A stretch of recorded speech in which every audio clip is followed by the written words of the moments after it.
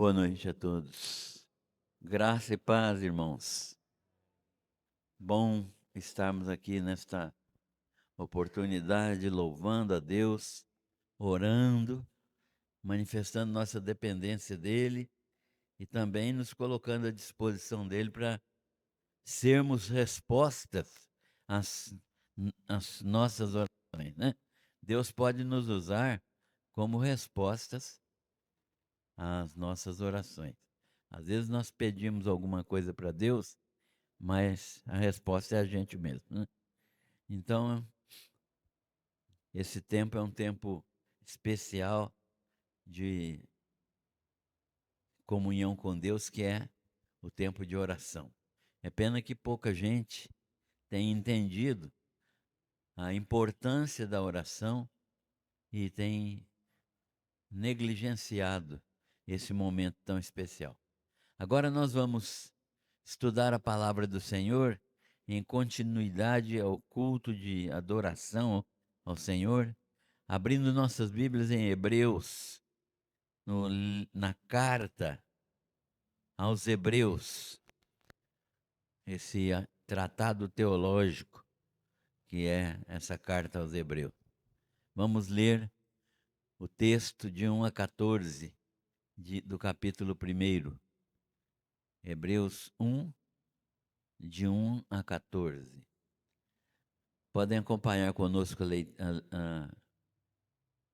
a leitura. Havendo Deus antigamente falado muitas vezes e de muitas maneiras aos pais pelos profetas, nestes últimos dias a nós nos falou pelo Filho, a quem constituiu herdeiro de todas as coisas e por quem fez também o mundo.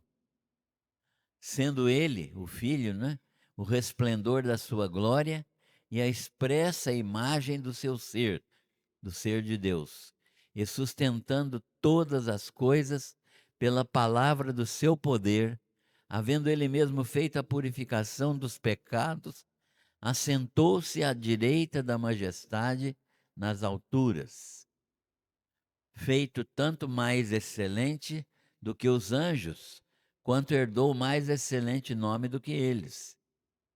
Pois a qual dos anjos disse jamais: Tu és meu filho, hoje te gerei? E outra vez: Eu lhe serei pai, e ele me será filho?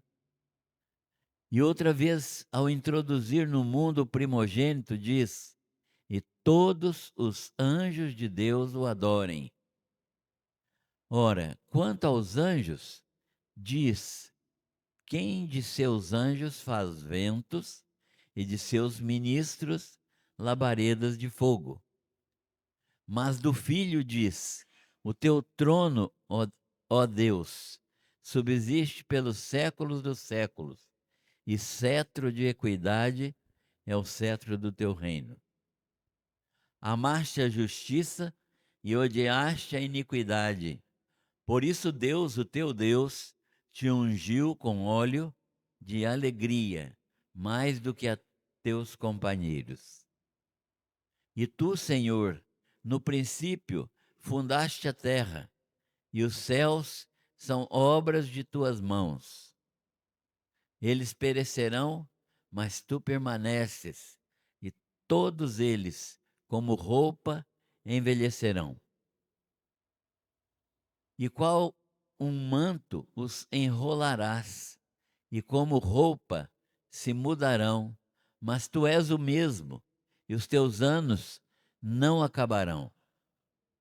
Mas a qual dos anjos disse jamais: Assenta-te à minha direita, até que eu ponha os teus inimigos por escabelo de teus pés? Não são todos eles espíritos ministradores, enviados para servir a favor dos que hão de herdar a salvação? Até aí, que Deus nos abençoe. Amém. Muito bem. Nós vimos na semana passada o início do estudo de Hebreus, esses 3 primeiros versículos, E nós fizemos uma introdução desta carta, eh, fizemos um apanhado geral de da razão desta carta e por que que esta carta foi escrita, quem escreveu, a data, né, o teor da carta, isso tudo nós vimos na semana passada. Agora nós vamos ver o teor da carta propriamente dito, que começa aí do versículo 4 em diante. Vimos então que esta carta é uma carta importante do Novo Testamento e ela tem sido relegada a segundo plano nas nossas igrejas.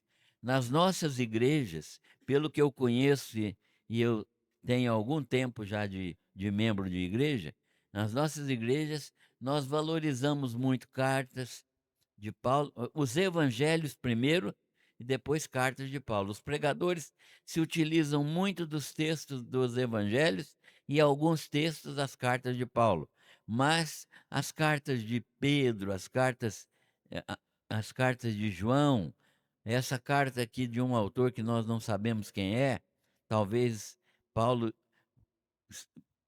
seja o autor intelectual e Lucas tenha escrito essa carta, é a hipótese mais plausível, nós não temos estudado com tanto interesse essa carta. Mas ela é uma carta fundamental para a gente entender o ministério de Jesus Cristo. O que é que Jesus Cristo fez? Nós sabemos que Jesus Cristo é nosso Salvador, mas o que é que compreende essa salvação?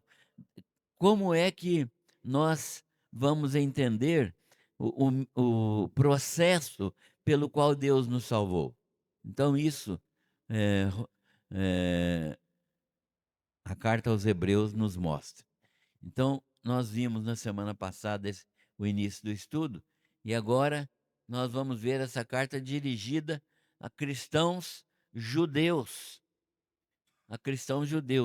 a judeus que tinham se convertido ao cristianismo, mas permaneciam praticando os ritos judaicos da lei de Moisés. Então, enquanto houve templo em Jerusalém, muitos judeus cristãos continuavam crendo em Jesus, mas praticando ritos da lei mosaica. Então, é, para esses irmãos, e, e era um grupo muito grande, é que essa carta foi escrita, porque eles começaram a ser perseguidos. Depois da morte de Estevão, que foi o primeiro mártir do cristianismo, Paulo, ainda Saulo, né, é que organizou toda, todo um aparato da morte de Estevão. Ele foi o mentor da morte de Estevão, ele reconhece isso no livro de Atos, ele reconhece que foi ele e que ele era um assassino, ele fala disso mesmo, né? Que ele foi um assassino, e Paulo, então, Saulo ainda, organizou a morte de Estevão. E daí para frente, a perseguição se tornou muito grande, a ponto de ocorrer uma diáspora. Diáspora ou dispersão ou fuga dos crentes da Palestina para outros lugares, para escapar da perseguição dos fariseus. Então, eh, aqueles que professavam fé em Jesus e que cultuavam também e praticavam ritos judaicos, eles tiveram que fugir da Palestina dispersos por causa de sua nova fé na pessoa do Messias. Mas não havia muita clareza nas mentes dos judeus. Os judeus que se convertiam não tinham muita clareza, não tinham muita noção do que tinha acontecido. Eles sabiam que Jesus Cristo era o Messias, mas eles achavam que o judaísmo ainda estava em voga. Mas eh, nós temos que ver que eles precisavam de entender que o cristianismo não é uma extensão nem uma seita do judaísmo. O cristianismo não é uma nova dimensão do judaísmo. O cristianismo tem uma ruptura com o judaísmo. O judaísmo é uma coisa, o cristianismo é outra, não tem nenhuma relação. Então eles precisavam entender isso, não é? Que Cristo é absolutamente suficiente. A sua vida, o seu sacrifício, a sua morte e sua ressurreição encerram todos os princípios da lei e fecham toda a tentativa de salvação por outro método, mesmo sendo obediência à lei. Então, até hoje, tem crente que está querendo ajudar Jesus na sua salvação, especialmente no meio pentecostal, e não estou aqui falando mal de ninguém, eles estão sempre querendo ajudar Jesus a fazer a sua salvação. Isso é uma abominação, isso é um sacrilégio, tentar ajudar Jesus a fazer a salvação. Por quê? Porque a salvação dele foi operada de uma maneira total, completa, definitiva, plena, cabal. Então nós precisamos entender isso, e eu vou defender isso até a morte, porque é o que a Bíblia ensina. E a igreja tem que ensinar isso, porque há muito crente batista que ainda está achando que se ele não dizimar, se ele não se vestir assim, um assado, se ele não fizer isso, se ele não frequentar os cultos, ele perde a salvação. Não tem nada a ver uma coisa com outra. Nós frequentamos, contribuímos, andamos na presença de Deus em obediência, porque nós reconhecemos que Deus é nosso Senhor e pela graça nós somos seus filhos. Então, por amor a Ele, nós fazemos essas coisas. O dízimo não é uma atitude de obediência à lei. O dízimo do cristianismo é uma atitude de amor a Deus, de gratidão a Ele. Não tem nada de obediência à lei, certo? É uma atitude que, que a lei determinava para os israelitas. Para nós, ele é uma prescrição do Novo Testamento. Paulo ensina que aqueles que anunciam o Evangelho devem viver do Evangelho, então é necessário contribuição. E a contribuição mais lógica que tem, mais racional, mais equilibrada, mais justa, é o dízimo. Então, nós fazemos isso não porque somos obrigados, mas porque somos gratos a Deus, certo? Então, nós precisamos entender isso. Não havia muita clareza na mente dos judeus cristãos e muitos entendiam que o cristianismo era um novo judaísmo. E o cristianismo não tem nada a ver com o judaísmo. E que era necessário guardar ainda aspectos da lei de Moisés, especialmente os rituais dietéticos, né? Não come isso, não come aquilo, e dias de festa, os sábados e até a circuncisão. Isso foi de um tal modo intenso na vida dos judeus que passou a ser intenso na vida dos gentios. A carta aos Gálatas é um apelo de Paulo aos crentes da Galácia que estavam envenenados pelos judaizantes. Quem eram os judaizantes? Eram aqueles crentes que criam em Jesus Cristo, mas queriam que eles praticassem, que as pessoas praticassem a lei. Eles tinham essa ideia de que o judaísmo não tinha, o cristianismo não extinguia o judaísmo continuava vigindo. Não, Paulo então escreve aos Gálatas e chama os Gálatas de insensatos. Oh, insensatos Gálatas, quem vos fascinou, não é? Quem que agiu de uma maneira que obscurecesse os seus olhos, que vocês parassem de ver e agora estivessem voltando à lei, não é? Então, a salvação não é pela obediência à lei. A salvação é pela graça, mediante a fé. E isso precisa ser muito bem pregado e muito bem crido, porque senão nós diminuímos o sacrifício de Cristo. Então, é, o, o, o autor da carta, né, Ele está escrevendo sobre isso, e havia rituais dietéticos e dias de festa, sábados e até circuncisão. Os Gálatas queriam circuncidar até Tito, né? Queriam circuncidar Tito, que era grego. Então, Paulo se levanta contra isso, né? Que eles não deviam fazer isso. E muitos deles, em face das perseguições romanas aos cristãos e da relativa aceitação dos judeus, né?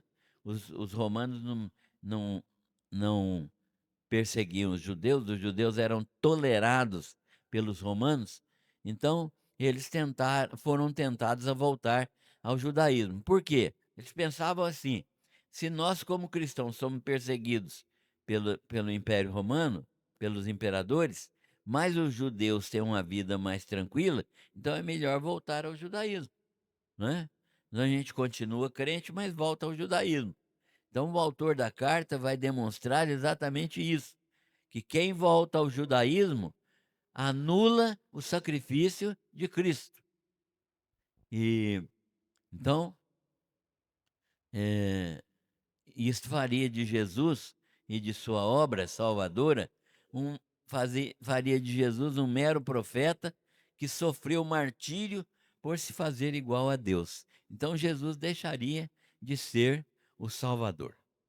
Diante dessas circunstâncias, é que o autor da carta se levanta e faz uma defesa do cristianismo. Essa carta aos Hebreus é uma defesa do cristianismo, a partir de demonstrar categoricamente quem é Jesus.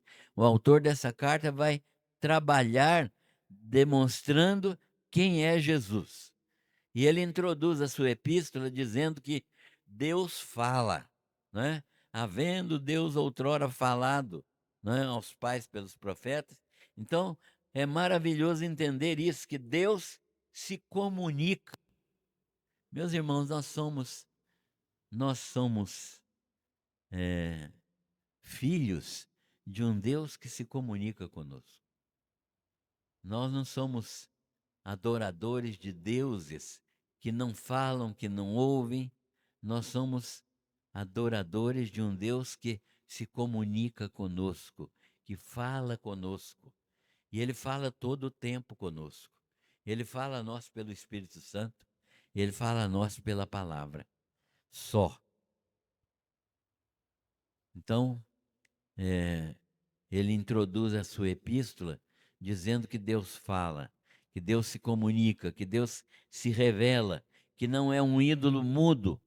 Ele sempre se manifestou, né? Deus sempre se manifestou, desde o passado, né, até agora, e no tempo de Jesus principalmente, e agora no tempo futuro. E ele sempre usou pessoas que foram a boca de Deus. É importante a gente notar isso. As pessoas que Deus escolhe para serem a sua boca, né? Deus fala por intermédio de pessoas, pessoas que são a sua boca, e pessoas que foram a boca de Deus, especialmente os profetas. Mas nestes últimos dias, o que é últimos dias na Bíblia? Últimos dias na Bíblia é uma expressão que trata do tempo entre a primeira aparição de Jesus, a primeira vinda, e a segunda vinda. Então, nós estamos vivendo os últimos dias. E é claro que muito mais quando vai se aproximando a segunda vinda de Jesus. Então, nestes últimos dias, que é o período entre a primeira e a segunda vindas, ele falou pelo Filho e continua falando. Quando nós lemos a Bíblia, estudamos, e quando tem alguém pregando biblicamente, né? É claro que tem que colocar isso como condição. Quando tem alguém pregando biblicamente, ele é a boca de Deus, é como se Jesus estivesse falando conosco aqui. Então, este filho que não é apenas mais um profeta, ele está mostrando aqui que este filho não é mais um profeta apenas. O povo de Israel estava acostumado com profetas, um profeta, outro profeta, vários profetas, desde Elias, Eliseu, Natã, eh, outros profetas, né? Eh, e os profetas canônicos, o povo de Israel estava sempre acostumado com profetas. Então, ele está falando que Jesus não é só mais um profeta, ele não é apenas um profeta, ele é o herdeiro de todas as coisas. Ele é o herdeiro de todas as coisas, a quem constituiu herdeiro de todas as coisas. Então, o universo é a herança de Jesus. Jesus tem todo o universo, não é este mundinho nosso aqui, esse planeta Terra, não. É todo o universo. O universo que ninguém nem pode entender, de 3 trilhões de galáxias, com cerca de 100 bilhões de estrelas em cada uma delas. Dá para imaginar isso? Eu não imagino o que que é isso, não é? Mas é um universo que aparentemente é infinito. Ele não é infinito porque ele foi criado, mas aparentemente é infinito. Não dá para conhecer as dimensões desse universo. Ele é de Jesus. Ele é o herdeiro de todas as coisas. Agora, é uma coisa tão maravilhosa que ele é o herdeiro de todas as coisas, porque ele é também o criador de todas as coisas. Ele criou todas as coisas, não é? No princípio era o Verbo estava com Deus, o Verbo era Deus, ele estava no princípio com Deus e todas as coisas foram feitas por ele, e sem ele nada do que foi feito se fez. Então ele é também, não só o herdeiro, Deus concedeu a ele todas as coisas, mas ele é também o criador de todas as coisas. Todo o universo foi criado por ele. E ele é o que manifesta aos homens, olha só, Jesus é o que manifesta aos homens a glória de Deus. Você quer ver a glória de Deus? Não vai subir no monte aí e ficar orando lá pensando que vai se manifestar a glória de Deus, né? Tem gente que acha que no monte eles estão mais perto de Deus. Até geograficamente estão, né? Porque o monte é mais alto um pouco. Então, mas não é ali que se vai manifestar a glória de Deus. A glória de Deus está em Cristo. Se você tem Jesus, a glória de Deus está habitando em você. Entenderam isso aqui, irmãos? Se você tem Jesus, a glória de Deus está habitando em você. Então, porque Ele é o dono da glória de Deus, Ele é o que manifesta aos homens a glória de Deus. Por quê? Porque ele é o resplendor, o texto diz isso, né? Ele é o resplendor da glória do Pai, sendo ele o resplendor da glória do Pai. O que que significa isso? Nele nós vemos a glória do Pai, vemos o brilho da glória do Pai. A glória de Deus é uma manifestação esplendorosa de energia que é impossível de ser vista a olhos nus, não é? Ninguém viu a glória de Deus. Jesus, quando levou Pedro, Tiago e João lá no monte da transfiguração e transfigurou diante deles, é uma pálida demonstração do que é a verdadeira glória de Deus. E eles não ficaram atônitos com a manifestação do brilho de Jesus.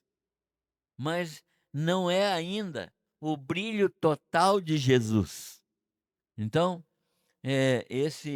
porque ele é o resplendor da glória do Pai.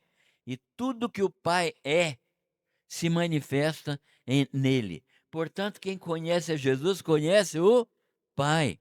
Jesus fala isso no Evangelho de João, né?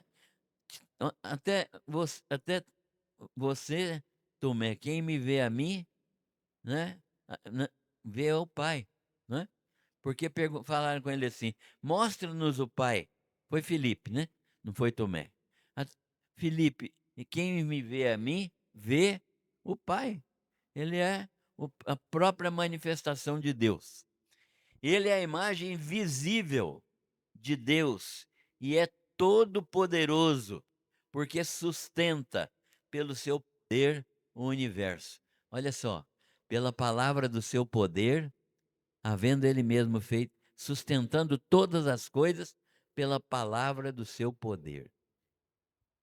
Você está achando que esse mundo está girando aí, e esse universo está tendo esses movimentos que eles têm, os astros estão todos em suas órbitas, a Terra está girando em torno do Sol, Mercúrio, Vênus, Terra, Marte, Júpiter, Saturno, esses planetas estão todos girando na sua órbita. Isso é por acaso? É pela evolução? Não é não. É Jesus que sustenta isso. É ele que determina as leis do universo. Quando o cientista descobre uma lei, não é? Ele não descobriu nada, ele simplesmente reconheceu, ele aprendeu que há uma lei. Essa lei foi criada pelo próprio Deus para que os astros estivessem girando nessas órbitas que os cientistas apenas descobrem, mas não criam. Então ele é a imagem visível de Deus, ele é o Todo-Poderoso, porque sustenta o universo pelo seu poder. Mas ele é também o Cordeiro que opera a purificação dos nossos pecados. Por isso está ali no texto, ó, havendo ele mesmo feito a purificação dos pecados, assentou-se à direita da majestade nas alturas. E aqui mais uma vez está declarado: quem faz purificação de pecados é Jesus, não é cordeiro, não é sacrifício, não é retaliação do corpo, não é Maomé, não é Alá, não é ninguém, é Jesus. Ele faz purificação de pecados.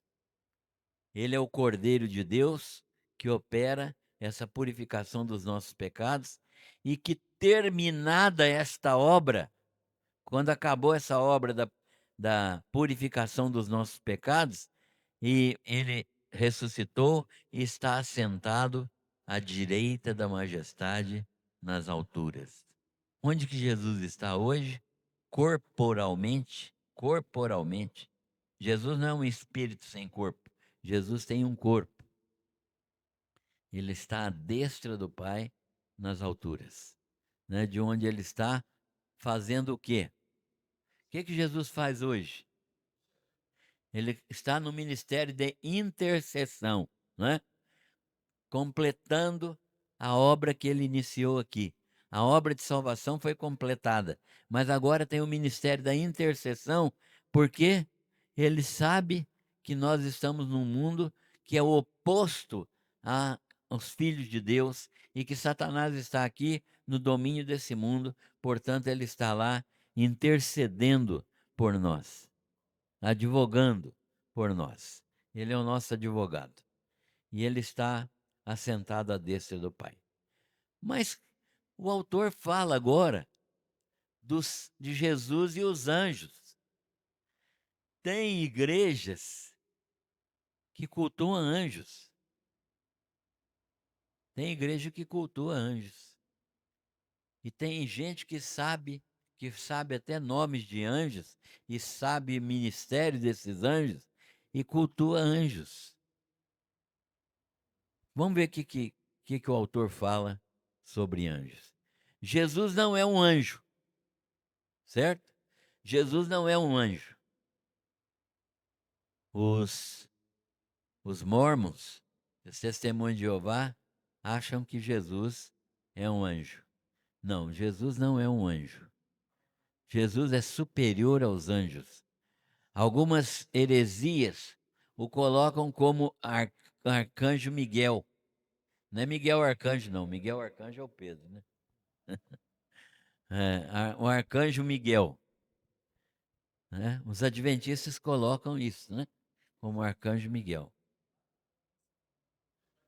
É, exato. Então, Jesus não é um anjo. Ele não é um ser criado. Os anjos foram criados. Jesus existe eternamente como Verbo.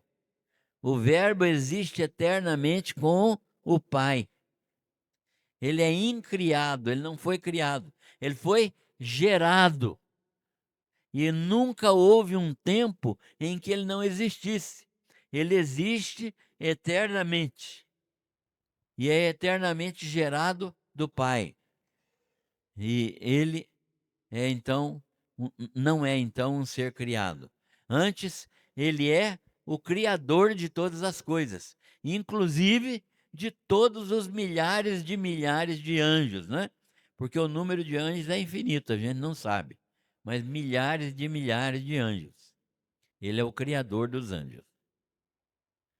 E mesmo em sua encarnação, quando ele assumiu a forma humana, ele é mais excelente do que qualquer anjo.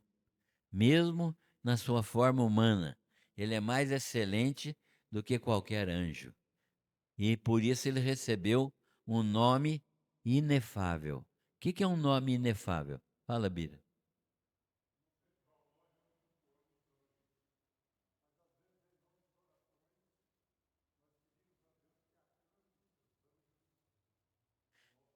É, ele já faz isso, mas é bom a gente pedir, né? Ele acampa os anjos ao nosso redor. Porque os anjos têm poder para quê? Para cuidar de nós, no sentido Paulo, o próprio texto aqui vai falar que eles são espíritos ministradores enviados para servir a igreja. Os anjos servem a igreja, certo? Por isso nós podemos orar pedindo a Deus que acampe. Ele já faz isso. Na- Normalmente Deus já faz isso. Os anjos estão a serviço da igreja. Mas pedir não altera nada. Mesmo em sua encarnação, quando assumiu a forma humana, Jesus é mais excelente do que qualquer anjo, porque o seu nome é inefável. O que que é inefável? É uma coisa que não se pode descrever. É, o nome de Jesus é tão maravilhoso que e ele tem um nome que é sobre todo nome, e ele tem um nome que está na sua coxa, não é? Lá em Apocalipse tem revelado isso, né? Na sua coxa ele tem um nome que só ele conhece.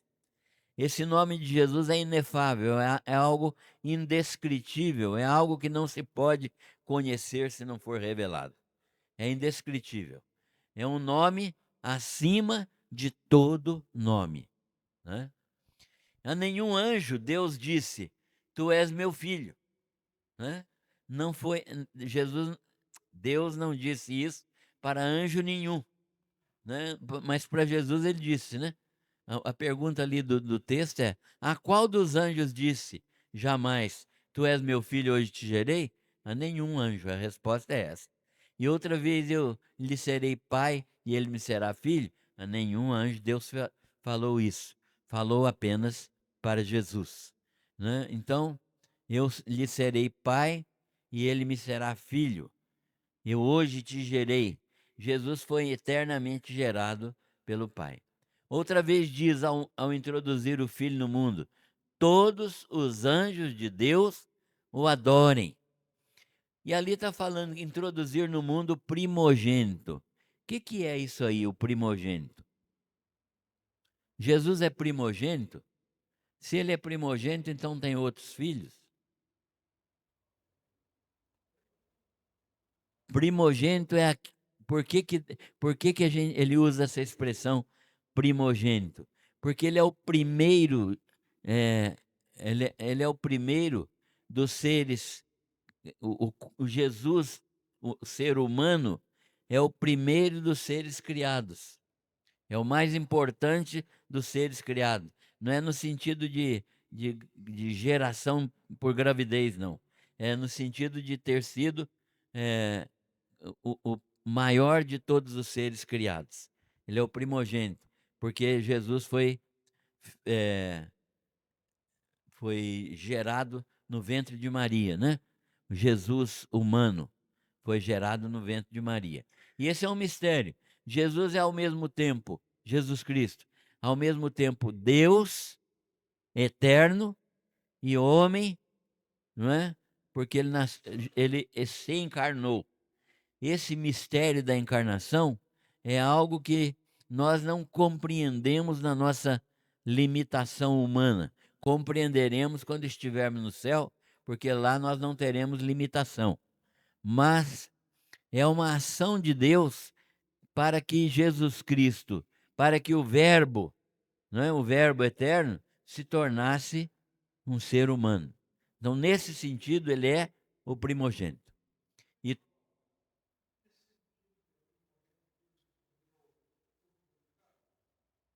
corpo glorificado é, é depois que ele nasceu, né? E morreu e ressuscitou, ele ter corpo glorificado. Ele é primogênito porque foi gerado, né? Como o primeiro, é, o primeiro, é, a primeira geração de Deus e a única geração. Primogênito aqui é no sentido de ser o maior da criação. O ser criado, Jesus, é o maior da criação. É nesse sentido. Não, desde o princípio do mundo, ele é o Verbo. Antes de Jesus se encarnar, ele era o Verbo. Não, ele era Deus, não, ele é Deus desde a eternidade. O Verbo é Deus, né? No princípio era o Verbo, e o Verbo estava com Deus, e o Verbo era Deus. Mas na encarnação, ele se tornou o primeiro, né, da criação, o primeiro da criação, o mais alto da criação. O corpo de Jesus é um ser criado, certo? O corpo de Jesus é um ser criado. Então, em Jesus, há uma dualidade, que é o ser divino e o ser criado Jesus, certo? Né? Então o corpo de Jesus não é eterno, mas o Verbo é eterno, né? O corpo de Jesus teve um início, ele foi iniciado no ventre de Maria, né? Mas ele é perpétuo, porque ele nunca mais vai morrer. Então existe uma diferença entre eterno e perpétuo.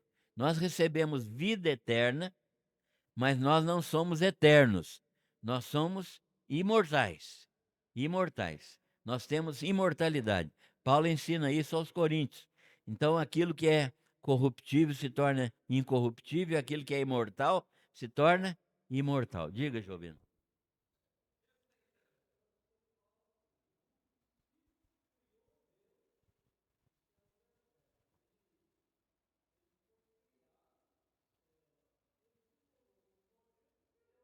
Ele é o primeiro. Isso. É, é. Entre nós. Isso. Todas as outras coisas. Exatamente. Isso é o que está escrito em Colossenses. Colossenses fala disso, né? E ele é o princípio e o primogênito de toda a criação. Paulo explica isso lá em Adão foi criado, Jesus, né? Gerado. É, gerado. Gerado pelo Espírito Santo. É o primogênito. É o primeiro gerado, né? E é o único. É o primeiro e único gerado. Primeiro e único. Nunca mais houve ninguém gerado, né? É só Jesus. Então, nenhum anjo recebeu essa essa inform, essa manifestação, né? Jesus é o primogênito. E por isso Deus diz, né? Todos os anjos de Deus o adorem. Ele serei por pai e ele me será por filho. Todos os anjos de Deus o adorem. E para os anjos, o que foi dito? Eles são seres criados e está determinado para eles o quê? Primeiro, que eles são espíritos ministradores. São espíritos ministradores. De seus anjos, há um texto lá em Salmos que fala de seus anjos faz ventos e de seus ministros labaredas de fogo. Então, são anjos, né? Que estão a serviço de Deus. Os anjos são criados, Jesus é gerado, né? Jesus não foi criado, ele foi gerado. Para o Filho, eh, se diz: "O teu trono, ó Deus, subsiste para sempre", né, pelos séculos dos séculos. Subsiste o teu trono, ó Deus, né, lá está errado, subsiste pelos séculos dos séculos. E cetro de equidade é o cetro do teu reino. Ou seja, ele é o rei da justiça, o rei da paz, né? O rei da equidade, do equilíbrio. Ele é o rei que vai fazer justiça em todo o tempo. E quando é que Jesus vai fazer essa justiça? Ah, é no reino milenar, né? No milênio, segundo as profecias de Isaías. Então, os teus inimigos estão por embaixo dos teus pés. Nunca foi dito a nenhum anjo: assenta-te à minha direita, até que eu ponha os teus inimigos por estrado dos teus pés. Nunca foi dito isso a um anjo nenhum, só foi dito ao Senhor Jesus, né? Então, assenta-te à minha direita, é o único que está sentado à destra de Deus, é Jesus. Maria também não está lá. Oi, João.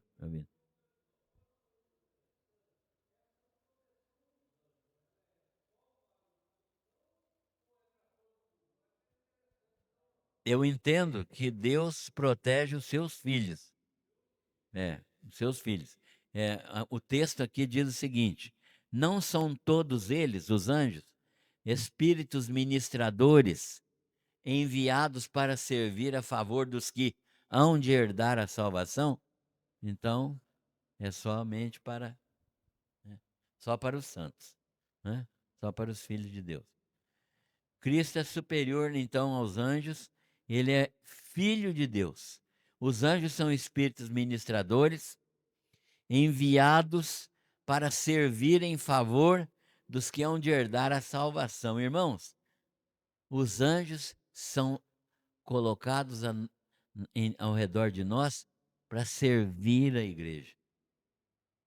Eles servem a igreja.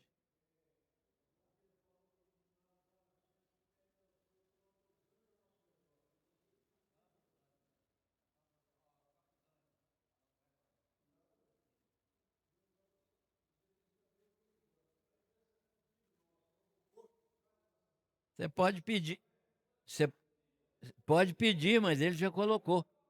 É isso que eu estou falando.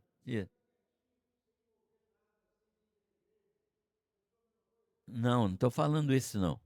Eu estou dizendo,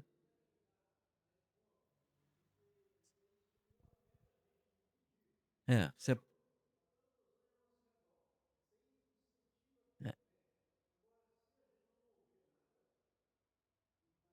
faz do mesmo jeito.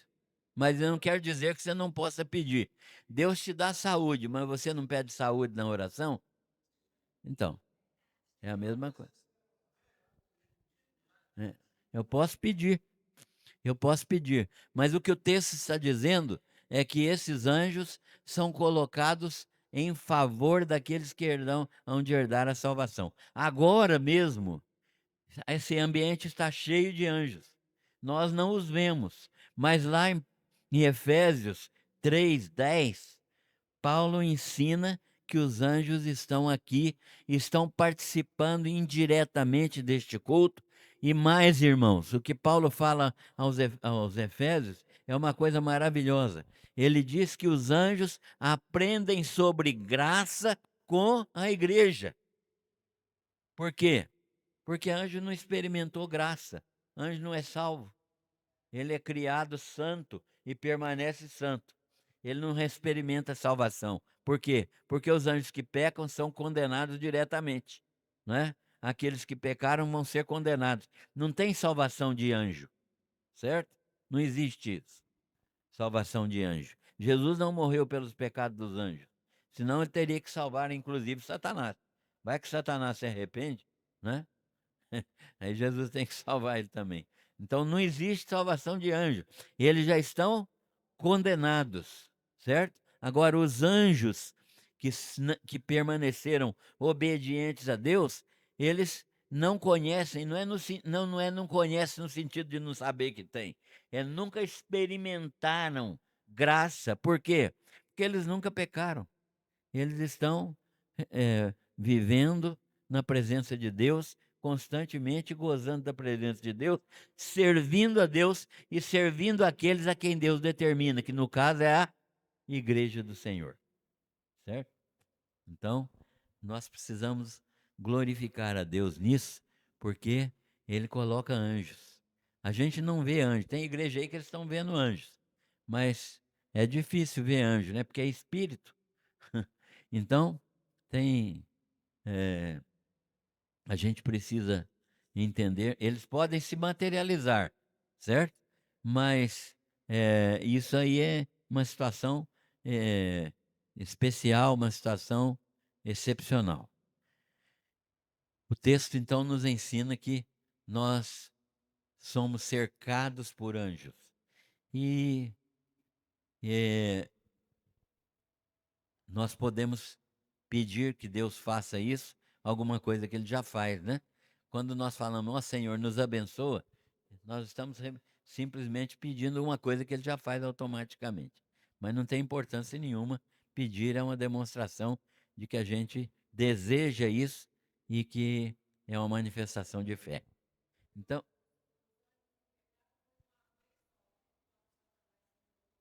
só. O pecado dos anjos foi só uma vez. Seguiram a Satanás e pronto. Não tem arrependimento de anjo, né? Nem salvação de anjo, né? Só condenação. Eles já estão condenados desde quando eles seguiram a Satanás. Então, o ensinamento do texto é exatamente esse: Cristo é superior aos anjos. Ele é filho de Deus, né? E os anjos são criaturas de Deus. Ele é da mesma natureza, da mesma essência, da mesma glória de Deus. Os anjos são criaturas criados para servir o Filho, né? Nós vimos lá no Novo Testamento Jesus servido pelos anjos, e Satanás sabe disso, inclusive, né? Porque falou para Jesus, né? Aos teus anjos dará ordens a teu respeito para que te guardem, né? Para que não tropeces em alguma pedra. Mas então, da mesma natureza, da mesma essência, da mesma glória, Jesus é isso, é esse ser que é gerado eternamente pelo Pai. Os anjos são criaturas criadas para servir o Filho e também aos crentes. A comparação é entre o ministério mosaico, que recebeu a lei por intermédio de anjos, e Cristo. Mas Cristo é superior aos anjos. Cristo é o único mediador. Então, no Velho Testamento, a mediação entre Deus e Moisés, lá no monte, foi feita pelos anjos, não é? Os anjos é que entregaram a lei a Moisés. Mas Jesus é o único mediador da mesma natureza do Pai.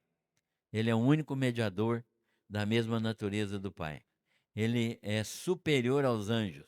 Ele é o criador e governador dos anjos. Os anjos têm que obedecê-lo. E o texto indica o quê? O texto indica que os seres humanos são uma criação de Deus, de ordem superior aos anjos. Isso aqui uma coisa que muitas pessoas não entendem. Os anjos, é, temporariamente, enquanto nós estamos nesse corpo, são mais poderosos do que nós. Mais poderosos, né? Eles são mais poderosos do que nós. Mas nós somos superiores a eles em termos de filiação a Deus, porque os anjos são criaturas de Deus e nós somos filhos. Entenderam isso? Então, temporariamente, por causa da queda, os anjos têm mais poder do que nós hoje, mas eles não são superiores a nós. Eles são colocados para servir os crentes e a igreja, e aprendem graça mediante a observação das igrejas. Efésios 3:10, até vou ler isso aqui. Efésios, Efésios 3:10, para a gente ver o que que Paulo fala, Gálatas, Efésios. É, versículo 10 do capítulo 3, né? É, Paulo está falando da sabedoria. Vou ler o 9. E demonstrar, né, do evangelho do qual fui feito ministro, versículo 7. Do versículo 7. Do qual, ele está falando do evangelho, do qual Paulo foi feito ministro, segundo o dom da graça de Deus que me foi dada, conforme a operação do seu poder. Ele está dizendo que ele foi ministro de Deus, da graça de Deus, ministro do evangelho por causa da graça de Deus. 8. A mim, o mínimo de todos os santos, ele está se achando realmente o mínimo, me foi dada esta graça de anunciar o evangelho, né, aos gentios, as riquezas inescrutáveis de Cristo, aquilo que não se pode nem entender, né? 9. E demonstrar a todos qual seja a dispensação do mistério que desde os séculos esteve oculto em Deus, que tudo criou. Qual é o mistério? Ele vai falar agora, 10. Para que agora seja manifestada por meio da igreja a quem? Aos principados e potestades nas regiões celestes. 11. Segundo o eterno propósito que fez em Cristo Jesus nosso Senhor. 12. No qual temos ousadia e acesso em confiança pela nossa fé nele. Então, ele está dizendo que o evangelho vai ser manifestado, né? E aos principados e potestades. Então, aqui, principados e potestades na carta aos Efésios, tanto se refere a, aos anjos, vamos falar assim, anjos bons, como aos anjos caídos, né? Então, os anjos, tanto os anjos que mantiveram a obediência, como aqueles anjos que desobedeceram, eles estão recebendo conhecimento do Evangelho pela manifestação da graça à igreja do Senhor. Então, nós sabemos que tem, nós, os anjos aprendem isso com a igreja. Quando os crentes, temporariamente, por causa da queda, os anjos têm mais poder do que nós, mas eles não são superiores e são colocados para servir os crentes e a igreja. Deus coloca. A doutrina do anjo da guarda não é uma doutrina que tem respaldo bíblico, no sentido de que cada crente tem um anjo. A Bíblia não menciona isso. A gente pode até. Tem muita gente que pode até achar que cada crente tem um anjo. Não, nós temos anjos ao redor de nós, mas isso não quer dizer que cada crente tem o seu anjo. Embora isso hoje encha de livros aí, né? As pessoas sabem até o nome do seu anjo e tal. Mas a Bíblia não ensina isso. Diga, Pedro.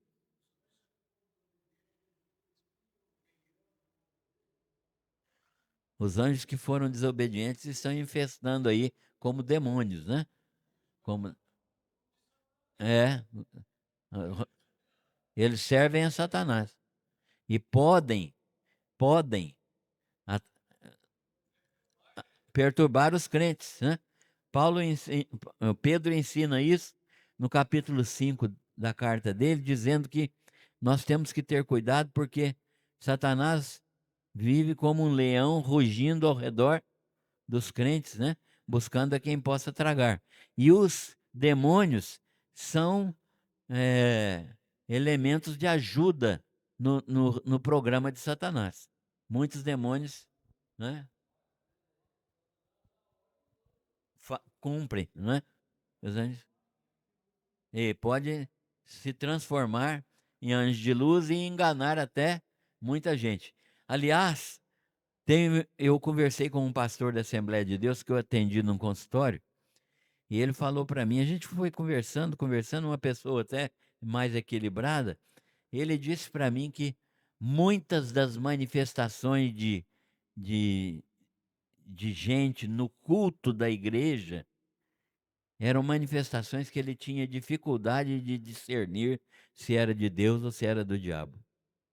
Então, não pensa que Satanás, que os anjos de Satanás, os anjos os demônios, né, não entram no templo, não entram no templo também, né? Pastor Onésimo costumava falar que da porta do, do templo para dentro, eles não entravam. Não entravam, né? Entrou aqui, né? En- Entram sim, né? Ele entra e pode fazer muita coisa. Agora, se vocês têm o costume de ver na internet manifestações de igrejas chamadas pentecostais, vocês vão ver que tem muita coisa lá que é demoníaca, né? É, que é demoníaca. Então, isso é ação do inimigo, né? Para confundir os crentes. Quando os crentes morrem, eles não se tornam anjos. Tem gente na igreja que acha que os crentes se tornam anjos e que crianças pequenas, quando morrem, viram anjos. Não, irmãos. Não. Recém-nascidos que morrem viram anjinhos. Não viram anjinhos, irmãos. Certo? São seres humanos. E eles, se forem salvos, depende muito da eleição dessas crianças. Se eles forem salvos, eles serão ressuscitados no último dia e terão corpos glorificados e estarão no céu. Né? Vai ter corpo glorificado, né? Depende de serem eleitos, né? Então, porque tem muitos que morrem e nunca seriam salvos se eles crescessem, né? Deus conhece o futuro de cada um, né? Então, quando os crentes só morrem, então, não se tornam anjos, nem mesmo os recém-nascidos e crianças sem consciência de pecado. Eles são seres humanos e são diferentes em natureza, em posição e em glória dos anjos. São diferentes disso, dos anjos em posição, natureza e glória. Os anjos vão ser sempre servos, né? Nós vemos no Apocalipse, no finalzinho lá, João se prostra diante de um anjo. O anjo fala com ele: não, não, não, não. Eu sou o teu conservo, não, não, adora somente a Deus, né? Então, nós vamos ter corpos glorificados, seremos semelhantes a Jesus, herdeiros e co-herdeiros de Jesus. Então, os anjos servem a Deus e a seus filhos, agora e nos céus. Eles, como nós, adorarão a Jesus Cristo eternamente. Está vendo essa diferença? Nós, seres humanos, somos filhos, os anjos são servos. Concluindo, o autor está demonstrando aos judeus cristãos que Jesus é superior aos anjos. Ele é filho, gerado eternamente por Deus. Seus ensinos são superiores aos que os anjos entregaram a Moisés nas tábuas da lei. Então, Jesus é superior aos anjos. E Jesus é Deus. E que Deus maravilhoso é esse Jesus, né? Que Deus nos abençoe e nos ajude a compreender cada vez mais sobre esse Cristo superior a todas as coisas, né? Amém.